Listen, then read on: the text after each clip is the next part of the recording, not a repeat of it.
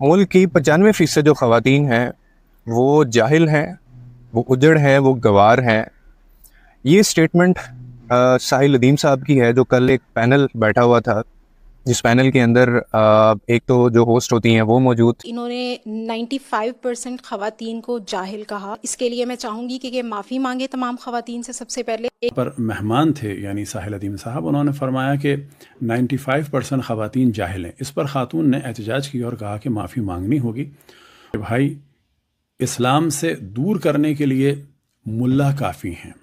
ساحل ندیم اور خلیل الرحمان قمر جیسے مردوں کے پاس اپنی جہالت سے جان چھڑانے کے لیے صرف ایک ہی ٹرمپ کارڈ ہے کہ یہ مرد ہیں اور کچھ نہیں ہے. یعنی جہالت جس کا تعلق اس کھوپڑی میں موجود دماغ سے ہونا چاہیے، انہوں نے ٹانگوں کے درمیان لٹکنے والے اپنے خصیوں کو جہالت سے نجات کا سرٹیفکیٹ سمجھا ہوا ہے، جو کہ دنیا کی سب سے بڑی جہالت ہے. اور عورتوں کو صرف اس لیے جاہل کہہ رہے ہیں کہ ان کی ٹانگوں کے درمیان کچھ ایسا نہیں لٹک رہا جس کی اسمال انرجی یعنی اسمال ڈک انرجی کی وجہ سے لوگ پہلے تو یہ باتیں سوچتے ہیں کہ عورتیں ہم سے کم ہیں.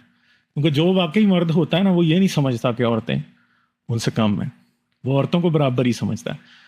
دوستو، آپ نے ظالموں کی تقریر تو سن لی نا، اس میں آپ اس ان میچور لڑکی کا نقطہ نظر بھی سن لیا جو کہہ رہی تھی کہ معافی مانگو، بھئی ہم کس طریقے سے جاہل ہو گئے. اب ذرا تم ساحل ندیم کی اس مظلوم کی بات بھی سنیں. یاد رکھیے گا، یہ بات ماننا پڑے گا. 100 بندوں کا سیمپل ہے پاکستان میں سے، ٹھیک ہے، 100 عورتوں کا سیمپل نہیں. بیسک نالج ٹیسٹ کریں. 100 میں سے 25 مرد اجڑ اور جاہل نکلیں گے جی، 50 مرد 50-50 نکلیں گے، اور 25 مرد بالکل ایلوکوینٹ نکلیں گے. ٹھیک ہے، یہ سیمپل ہے پاکستان ہے، کہیں سے بھی اٹھا کے دیکھ لیں.